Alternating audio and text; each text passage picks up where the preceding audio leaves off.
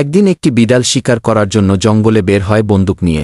বিড়ালটি দেখে সামনে একটি মহিষ এবং তাকে গুলি করার জন্য প্রস্তুত হয় এবং তাকে গুলি করে, কিন্তু বিড়ালের নিশানা মিস হয়ে যায়, যার কারণে মহিষটি বিড়ালটিকে ধাওয়া করে এবং বিড়ালটিকে ধরে ফেলে।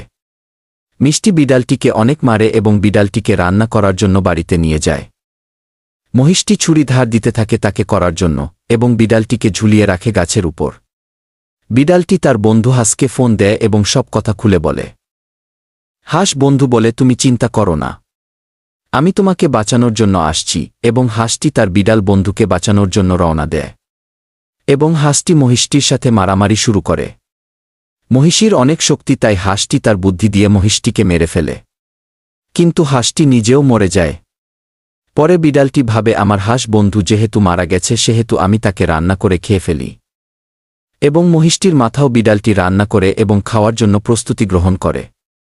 আর এই কর্মকাণ্ড আশেপাশের সব প্রাণী দেখে ফেলে এবং তারা আন্দোলন শুরু করে বিড়ালটিকে পুলিশের হাতে ধরিয়ে দেওয়ার জন্য, এবং তারা পুলিশকে ফোন দেয় এবং পুলিশ বিড়ালটিকে ধরে নিয়ে যায় জেলে, এবং বিড়ালটি তার ভুল বুঝতে পারে।